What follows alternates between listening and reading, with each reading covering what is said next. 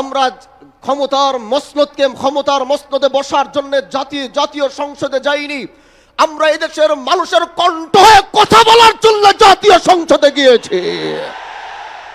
সংসদে বুঝাবার চেষ্টা করেছি, হয়তো বুঝতে পারছেন না বলে আজ জনগণ ময়দানে নেমেছে বুঝাবার জন্য। ইন্নাল হামদুলিল্লাহ ওয়াসসালাতু ওয়াসসালামু আলা রাসূলিহিল কারীম ওয়া আলা আলিহি ওয়া আসহাবিহি আজমাইন।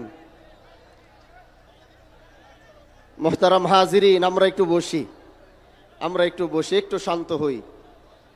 মাঠের আশেপাশে অনেক মানুষ হয়তো গরমে কষ্ট হচ্ছে, তাদেরকে অনুরোধ করব, আপনাদের কষ্ট তো সব সময় হয় না, মাঝে মাঝে একটু কষ্ট দেওয়া হয়। এজন্য আজ এই গরমে যদি একটু কষ্ট হয়, আপনারা আশেপাশ থেকে প্রচুর মানুষ আশেপাশে রয়েছেন, তারা অবশ্যই মাঠে উপস্থিত হবেন। লম্বা দীর্ঘ কথা বলার জন্য দাঁড়িয়েছে এক সত্য বলার জন্যে, যেই সত্য বলার জন্য এই দেশের মানুষ আমাদেরকে প্রতিনিধিত্ব করার জন্য জাতীয় সংসদে পাঠিয়েছে।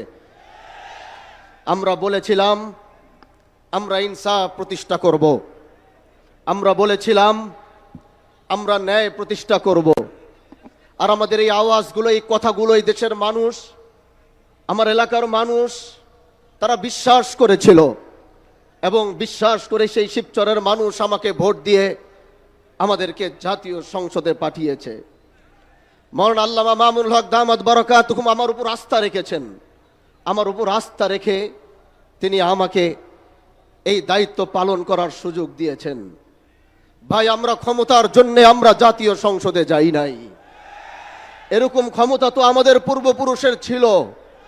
আমরা এরকম ক্ষমতার মসনদে বসার জন্যে, আমরা ক্ষমতার মসনদে বসার জন্য জাতীয় সংসদে যাইনি। আমরা এদেশের মানুষের কণ্ঠ হয়ে কথা বলার জন্য জাতীয় সংসদে গিয়েছি। এজন্য যতদিন আমাদের কথাগুলো যতদিন রায় না হবে, আমাদের দাবিগুলো যতদিন পূরণ করা না হবে, আমাদের আন্দোলন চলতে থাকবে। প্রিয় ভাইরা আমার, এদেশের মানুষ 70% মানুষ গণভোটের পক্ষে রায় দিয়েছে। 70% মানুষ জুলাইয়ের পক্ষে রায় দিয়েছে। এজন্য এদেশের জনগণের ম্যান্ডেটের বাইরে গিয়ে অন্য কিছু করার কোনো সুযোগ কারো হবে না। প্রিয় ভাইরা আমার, আমরা সরকার পতনের আন্দোলনে নামি নাই। এটা কোনো সরকার পতনের আন্দোলন আর সমাবেশ নয়। সংসদে বুঝাবার চেষ্টা করেছি, হয়তো বুঝতে পারছেন না বলে আজ জনগণ ময়দানে নেমেছে বুঝাবার জন্য। এজন্য আমরা চাই সরকার এটা বুঝবে, জুলাইকে ধারণ করবে, গণভোটের রায়ের পক্ষে সরকারও থাকবে, এটা আমাদের চাওয়া। এজন্য আগামীর বাংলাদেশে আমরা জুলাইকে মাইনাস করে আমরা কিচ্ছু করতে পারবো না। প্রিয় ভাইরা আমার, এই ময়দান থেকে এটাই বলতে চাই, আমরা জাতীয় সংসদে আমরা জনগণের কণ্ঠ হয়ে কথা বলবো। আর যখনই রাজপথে ডাক আসবে, আপনাদের রাজপথ থেকে কথা বলতে হবে। আল্লাহ পাক আমাদেরকে কবুল করুক। নাসরুম মিনাল্লাহি ওয়া ফাতহুন করিব ওয়া বাশশিরিল মুমিনিন।